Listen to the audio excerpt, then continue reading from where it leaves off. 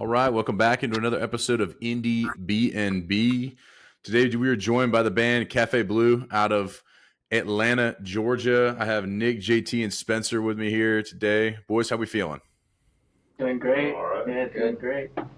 Awesome. Well, appreciate you guys hopping in here for a little bit of a stay in the Indiebnb. Want to kind of understand, how you guys got started here. I know y'all are ATL based. Was this a project when you guys all moved here? Have you guys been together for a while? What's the story here? I formed the project back in 2023, and then it started out as a cover band of a group called Aztec Camera from the '80s from Scotland, and slowly we kind of began growing into a group and kind of scouted all these guys, and well, now we're here and we've got all these great influences and great sound, very unique things going on.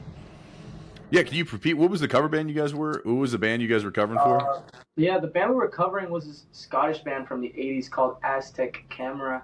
Aztec Camera. Yeah, Aztec Camera. Weird little name of all these old, really very unknown indie groups from the '80s that were blending jazz, soul, and all this stuff. And I kind of grew up with that kind of music, so it kind of is growing into what it is now, and kind of the next generation leading that sound. Got it. Yeah. We are. It's not other people do this. Yeah. Yeah. So you kind of brought up your sound. There is definitely a jazzy element. Somebody I played it for. They're like, it's like a kind of a vibey, like P groove kind of like feel. Like, what do y'all go for when when you're playing? Like, obviously you start as a cover band into something, but it seems like you guys are morphing into your own thing. So like, what's that journey been like? I'll let you say that one, JT. Go ahead, bro. Yeah, well, I joined the band in May 2024 or so. So it had been fairly established, but our goal was to learn these Aztec Camera songs, which I had never heard of Aztec Camera when I had joined. But Nick made it really clear that he wanted to learn these songs and then start writing original music kind of under this style. And so as somebody that hadn't heard Aztec Camera, the main elements that I first saw was the drums are very hard-hitting, high velocity, style hits, very post-punky, but then there's a lot of Latin elements as well. So, percussion sections, very important in all the songs as well. Like I said, with post-punk, there's synths everywhere, which is a really important element. And bass lines are just ripping. Rhythm section really is high velocity, high complexity stuff. And then there's obviously a very key, important element of storytelling in the lyrics. There's a lot of abstract lyrics through a lot of these influences that Nick has. So that is one of the key elements that was really foundational. Our first song that we released and recorded was also the first song that we really wrote as a group, and that's the way it goes. And I think you can really hear that once that first post-chorus kind of bridge thing hits, and we break out of the contemporary 1/4 pop song, and it starts to really go into these different elements. It really just opens the door to a lot of what the rest of our catalog sounds like. Got it. Now, like within that writing process for that song, like who kind of brought did it come as like each one of you guys brought something, or was it collaborative? Give me kind of the overarching theme there with the writing process. So we definitely all brought our own pieces. Currently, everything released doesn't actually have the extremely talented Spencer James. No. He is not on any of the recordings. No. I was really adamant about wanting to re-record stuff, and he kind of propped up the ego a little bit and was like, "No, dude, like it's good. Like let's just move forward." And that's the energy I appreciate. So always moving forward. We got new stuff coming though. Very soon. Very soon. And but for That's the Way It Goes, Nick, he gets the chords, gets the lyrics, and brings it. Um, Drums, is pretty straightforward. I hear what he does. I take all my influences, like a lot of heavy metal, rock, and blues, and try to give some nice big booming drums, like a lot of these influences that Nick showed me. Like I can do that, and everyone kind of lends their part. Oftentimes there's vague kind of abstract ideas. What if we did something like this? But there's really room for everybody just to do their own sort of thing. And these songs tend to take different turns. Like, for instance, an example I think of is a song called Beneath the Moving Streets that we have coming out really soon. The bass line in that, right, is kind of a different element that we currently is a little unique in that song, Oh yeah. Yeah, and that's actually, I think that song is a super good example of that, because that's when that song kind of just wrote itself over the course of a few rehearsals. Mm-hmm. And that was definitely me trying new stuff too. Like there's like this little bass like riff that's like a big part of the intro and like the last like post chorus, I guess. But it's kind of got like some like Peter Hooky like lead high register elements to it that I've like never really messed with at all. So that's been kind of fun to bring just play new styles of music, and it's cool that everybody clearly has like their own experiences that they bring to the table when we're all writing together. Yeah. Nice. This really is a blend of very different. We all come from very different styles, and it all comes together really to bring something really magical. And it's like Nick said, it's just great that we're kind of taking this torch of this little flame that got really dim after the '80s that just no one seemed to pick up, and we're ready to take it and do something new. It's just new. Oh yeah. Yeah. Well, what for you guys, like, obviously you get in, you learn the cover songs, and you kind of start writing off of that and layering, your own kind of influences in there. Like, when you do play a live set, like, do we still have a little throwback to the covers? Do we got some, elements there, or is it mainly, hey, we're all originals now, like we're going in and kind of playing only Cafe Blue songs? Yeah. So we don't really do too many of the covers that we used to do anymore. Quite funny. Mermaids is actually a cover. That song was written by a fellow in the UK called Andy Pollock, and I grew up listening to that song as a child, the original one from the '80s. And funny enough, I found him on Facebook one day, and I started to talk to him a lot, and started teaching me a little bit, like little tips about writing in that very allegorical manner, which I use now in the writing, and very poetic and stuff like that. And then one day, I was like, oh, before like the group even started, I was like, oh man, would you let me do a cover of this and release it? He was like, absolutely, man. He was like, do it. He was like, I fully support it. And fast forward, it's out now, and we brought our little blends of it, as said. I loved Nick's idea. He wrote this song called "Rain Come Down," and he like from the beginning he saw the vision. He was like, I have this song, and I want to pair it with mermaids. And I mean, I think the story is beautiful because, we changed the song up a good bit. Yeah. For instance, the original song is kind of on this more drum loop thing. We didn't even record that song to a click. There's a lot of borrowed measures, a lot of stuff, and you can hear in the percussion elements. It's faster. There's borrowed measures. It's really drivey and does something really different. And it's just a great pairing for Rain Come Down. The two songs just communicate really well together. It was expertly written and prepared by Nick. He knew exactly what he was doing. Great. We've seen him write lyrics for a song over the course of a rehearsal before. He's good at what he does. Very much so. Well, what are some of the things that inspire you, Nick? I mean, when you're in a rehearsal, like what are Like, are you just kind of thinking about concepts that you have kind of written up, or thoughts you have there? Like, what happens there? I guess, well, really, lyric wise, I try to be as like, in other words, like I said, allegorical as possible, making really weird, kind of, you know, lyrics that really stand out, and that really just kind of have this really dreamy kind of atmospheric thing that you'd really only see in a dream.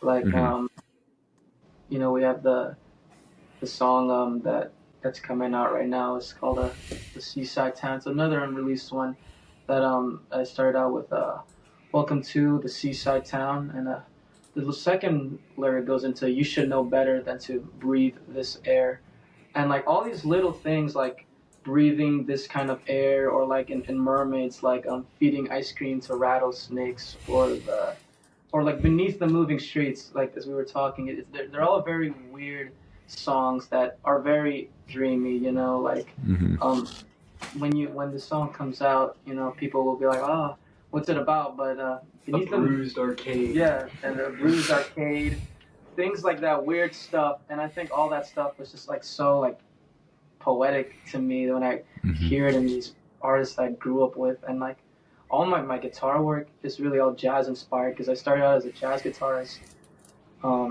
playing all this jazz stuff from like Wes Montgomery, Barney Kessel, Ted Green, and I was just so inspired by jazz. And then there was this genre that I grew up listening to, and I was like, oh, well, I want to put it all together.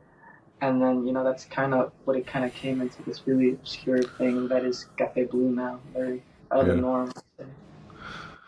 I mean, I think like for you guys, I mean, you guys only formed in 2023. Like any of the other kind of jammy type bands that I talk with, like there's an element like when you're in the live set or in rehearsal, like how important is rehearsal for you guys to start learning each other? So whenever you do have a live set, like, you know, you can kind of read each other and be like, okay, like we know that, you know, we need to come out of it now or need to come back into it, or this is going to be the next, you know, part. Like, have y'all gotten that, you know, flow, or, you know, where's that at right now? I actually, it's very, very interesting, because I hear that comparison all the time. Like, y'all are a jam band, but Yeah. I mean, I grew up playing the blues. I've been in bands where we would take a song and make it 13 minutes long. We carry our own energy, and we're good at jamming. Like when we get in here and we just start vibing, some really great magic stuff comes. But for our live shows, we're actually very meticulous about it, very punctual. The audience, it's great that the audience thinks we're jamming, because it means that we're capturing that magic each time, you know? Yeah. But really, there's a meticulous, you know, set of actions that we're attempting to execute each time, because like Nick said, these are very jazz based songs, but it's jazz elements onto this post-punk sort of genre, which for the most part is like usually just we're going to do 4 chords on a loop, right? But since we're adding all these bridges and all of this stuff, we break away into these very meticulous sections where it's like, you know, we know what we're trying to execute, but luckily we have the chops and the experience of the jams where we can kind of make it a somewhat unique experience each time, you know, which I think really props the songs up a lot. Got it. Well, you know, as you guys go, like, I mean, you know, for somebody to come see you guys, like, where are we going? You know, we have tour, you know, a tour or some kind of like, you know, a couple of shows lined up, or is it mainly kind of we're in, hey, release music mode, and then, you know, get into that, you know, phase a little bit later? Kind of where are we at standing on that for part of the band there? Yeah, we're kind of doing both right now. We're getting over to Athens finally, which we just haven't really gotten the chance to yet. We've played some really great venues around Atlanta. We've done Eddie's, we've done the Earl a few times. Masquerade. Yeah, Masquerade. We've done Smith's. So yeah, I'd say we're, you know, kind of towing the line and doing both a little bit right now. Got it. Which is great. It's fun. It's engaging. We just played Charleston long ago. Yeah, we were actually. just up in Charleston for 4th of July. That was a lot of fun. Yeah. Yeah. Where'd y'all play in Charleston? We're at the Purple Buffalo. It's a little club up in North Charleston. Yeah, it was fun. On August 30th, you'll be able to see some clips from that. That was the big point of it. Like Nick mentioned, the seaside town. I grew up in Charleston, and it was a really surreal experience for Nick to show up one day with this random song called "The Seaside Town." Because for me, you know, when I watch this music video that we've got, it just kind of feels like it's going through my life. You know, it's like all those practices when Nick just showed up and started singing "The Seaside Town." Like that video is what I saw in my mind while we were, you know, practicing the songs, because that's where I grew up. So it's really beautiful to see all that imagery with that. Yeah, I mean, it's certainly one of the more premier. You know, I think I never want to say under the radar, but like people don't talk about Charleston as like kind of a music hub, but like there's a ton of, you know, surf rock and folk. I mean, like Susto and, you know, the guys from I believe Band of Horses. They like some of the guys from Band of Horses live there. Like there's a lot of folk that live in that area that are very, very talented. We've had a ton on our show, you know, because I have a buddy who I grew up with who is an artist in Charleston, Danny Martin. Shout out Danny from Two Slices. Like, you know, we've seen like a ton of people coming from that like part of town, part of the country, and it's like very interesting to kind of.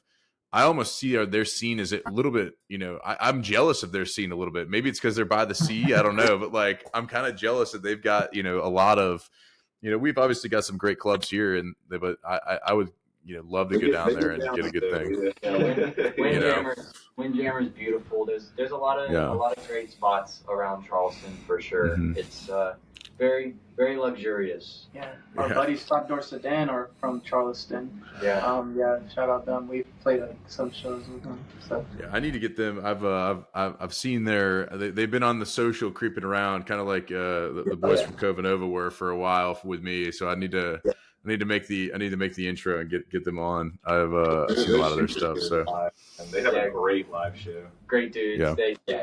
They jam. Yeah, they become friends of ours. Yeah, they're great. I love it. Well, so as we go through, so it sounds like the you know, the next step, you know, Beneath the Moving Streets sounds like it's the next one coming out for you guys. Like, what's the, you know, do we have a date on it, or is it kind of, you know, a mid August 30th? Our EP is called Caution to the Wind. Yeah, 6 songs. 6 songs, so more than double of our catalog. And these songs are infinitely higher quality than the stuff we have out right now. They're very special songs. While we were stepping into this already niche category and kind of rebranding and bringing our own light to it, one of the original things that I really leaned into specifically for recording the drums was I wanted to use 70s recording methods. So all of those original singles, I was really trying to work backwards, because I felt like we were taking this older thing and we were bringing new life to it, and knowing that we would have the opportunity to bring things more modern, I took the step of deciding that those first singles were actually going to do the opposite, and that we were going to do older school techniques and do things to make it sound even more vintage, so that it can really feel like it's in that 80s style. But this project to me feels like a 2025 project. It doesn't feel as much of a throwback. It feels tight, punchy, loud, but very intimate and allegorical, and with a lot of jazz elements sprinkled all throughout. So it's a very interesting. It's a very great thing. JT is our audio engineer. He does everything, you know, from mixing and everything. He's very, very talented at what he does. And all these songs that are coming out on August 31st are just very special. 30th. Sorry, my bad. 30th, everybody. But they're just very special songs, you know, that they really highlight a big part of the group where, we kind of transitioned from just, the normal musicians who just showed up to play to do more of a family kind of thing that was going on. And I think this is a very big part of our growth. These are all very beautiful songs. And I wouldn't really know what to explain them like. There's jazz, there's soul, there's Latin, there's psychedelic. Yeah, I mean, I could name so many musicians that could just be bottled up into one, and then it would be like us. But no, we're really just something else. I have to use a double kick. Yeah. Like our set, there's a dedicated double kick moments all over the set, So even though we do this like indie thing, it's there's all these weird things that just are taking from all these different genres. Yeah. And just to clarify for the record, Nick, talking about 30th, 31st, technically it's coming out on the 30th, but it's going to be coming out that evening, probably around 9 p.m. or so. So realistically, the average listener that's not trying to stay up late that evening, or if they got some stuff going on, well, they'll hear it on the 31st. Yeah. Got it. Well, that'll be a Sunday release. We'll love it. I mean, it'll be a Saturday Sunday combo. Look, get done with your college football and just unwind with a little tunage. I mean, let's go. Yeah. Exactly. Yes. Yeah, first weekend. So, well, awesome. Well, I think a lot of it stuff to be excited about. Obviously, the EP coming out on August 30th, will be the main headliner there, and obviously everybody go check them out on Instagram, and everything will be linked below here, and definitely check them out on Spotify or wherever you stream music. So you can get the vibe, and then hey, they'll be coming to a town near you soon to be able to see the live show and start rolling from there. So excited about that, and really want to dive into a little bit of Pete Peterson's party pack of questions as we wrap up and get into wrap up our boys from Cafe Bleu here. But quickly go, we'll go Nick first, and then we'll go Nick, Spencer, JT in that order. That way we can keep this thing rolling here. But Pete Peterson's party pack of questions is 20 questions right in a row. If we'll just rip through, here we go. We'll keep up. Cake or pie? Pie.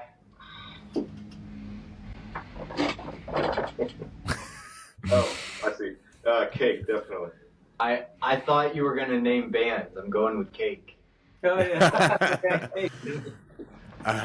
Hey, you know what? No one's ever taken it that way. Of hey, you mean the band Cake? Does that include the band? I'm like, hey, Cake's pretty sick. Yeah, he's a huge fan.